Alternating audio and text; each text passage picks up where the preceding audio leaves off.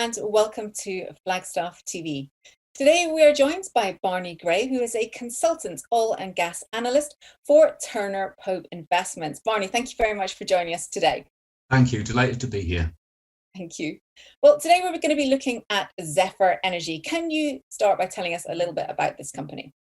Yes, Zephyr is a small upstream oil and gas development company, and its main focus is the Rocky Mountain area in the USA. Key areas of interest are Colorado, Wyoming, but particularly Utah and also North Dakota and Montana. So it's a wide area, and I suppose their main asset is a 75% operated interest in a rather large leasehold property, 37,600 acres in the Paradox Basin, which is located mostly in Utah. That's their primary asset, but they've also got some smaller assets in the Williston Basin in North Dakota, which, as you've seen from the RNS this morning, the acquisition they made earlier this year is already producing 500 barrels plus a day in August. So that's expected to rise further in the fourth quarter. So that's their core assets. And obviously, further to the RNS this morning, they've made more acquisitions as we speak. Barney, can you tell us what's particularly interesting about the Paradox Basin? Yeah, well, it's a small basin located across Utah and Colorado, and it has been overlooked in recent decades, really, because the focus of shale exploration in particular has focused on the larger basins like the Marcellus or the Eagleford. And what's interesting about the Paradox, it contains multiple plays, many layers, which drilling to date has identified. And it's thought there could be up to a dozen productive reservoirs that could produce commercial volumes of oil. But the one Zephyr is at the moment most interested in is called the Caven Creek Reservoir. And has the Caven Creek Reservoir seen much drilling to date? Yes, it has, in periodic intervals. It covers a significant portion of the wider Paradox Basin. So it was drilled initially, I think, in the 20s, and then further drilling took place in the 60s. But it was kind of in the 90s when horizontal drilling technology became more the norm and much less expensive. And a company called Columbia Gas Development Corporation drilled there from 2007.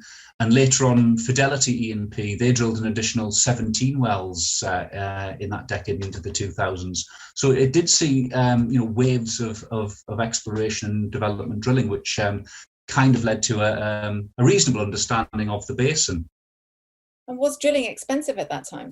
It was quite. I mean, as with a lot of horizontal drilling techniques when they started, it was relatively expensive, and obviously the cost of drilling has come right down.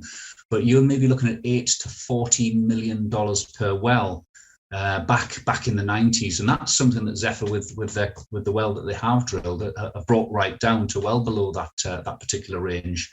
So, but the Caven Creek production, from a peak of about 5,000 barrels a day in 2014 is now down to about 500. So it's ready for another wave of drilling activity, really.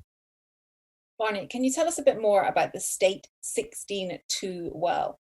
Yeah, that's how it all really got going. The State 16-2 was a dual purpose well. It's primarily, it was a stratigraphic test well, and that's really drilled down to 10,000 feet as they did, and see what information the well delivers. It delivered a raft of information about what was down there and the formations that the wellbore was able to identify. And that's when they really got the idea that there was multiple layers above the target Caven Creek. So that was one purpose of it. The second purpose is that it was actually very well positioned in the reservoir, and so it served the purpose that they were able to use it for a horizontal, the basis of a horizontal well. So the first section is vertical, and you get a lot of your information, and it means you can revisit it and drill a lateral section, which obviously saves you a great deal of money. And what did the well results from January 2021 initially tell us? Well, the news was overwhelmingly good. The overlying reservoirs, which was the kind of the bonus information, showed us that there was valuable exploration targets there for the future. but it also showed us that the Caven Creek was there. It was looking good, and they were able in the future to find a location to drill a 4,500 feet lateral section through the Caven Creek from the same wellbore. So it confirmed that the reservoir was good, and that the second well that they drilled would be able to penetrate the Caven Creek reservoir.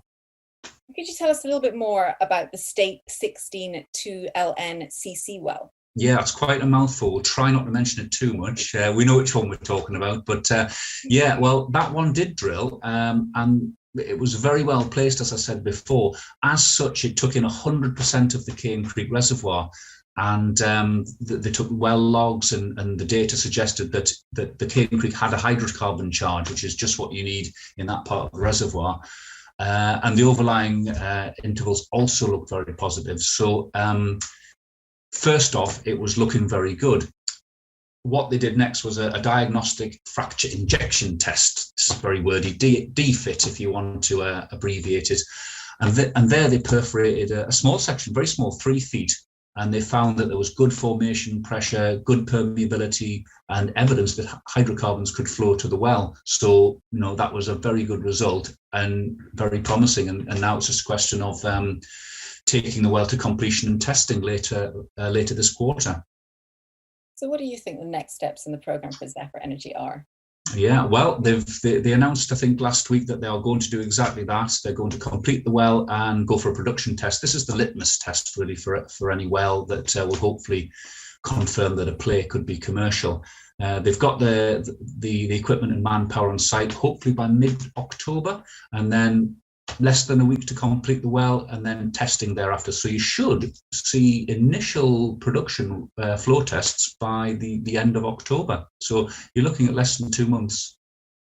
And do you think that this well could provide a future proof of concept for further Paradox Basin developments? Yes, well, that is the kind of the strategic basis here, really. If this well works, and the signs to date have all been positive, you are looking at maybe a 30-well program. It's something the company has pointed to. If the wells work as they expect, you could be targeting 18 million barrels of oil equivalent. Now that's a nice little asset. But if you can also build in the upside from the overlying hydrocarbon plays that lie above the Caven Creek, you could be looking at something, including Caven Creek, of 140 plus million barrels of oil equivalent. So a larger scale project of 200 wells, that's a serious asset, and something which would be very valuable to the company. Certainly is, Barney. Thank you very much for your time today. I'm afraid that's all we've got time for. Absolute pleasure. Thanks very much, Catherine. And thank you for watching Flagstaff TV.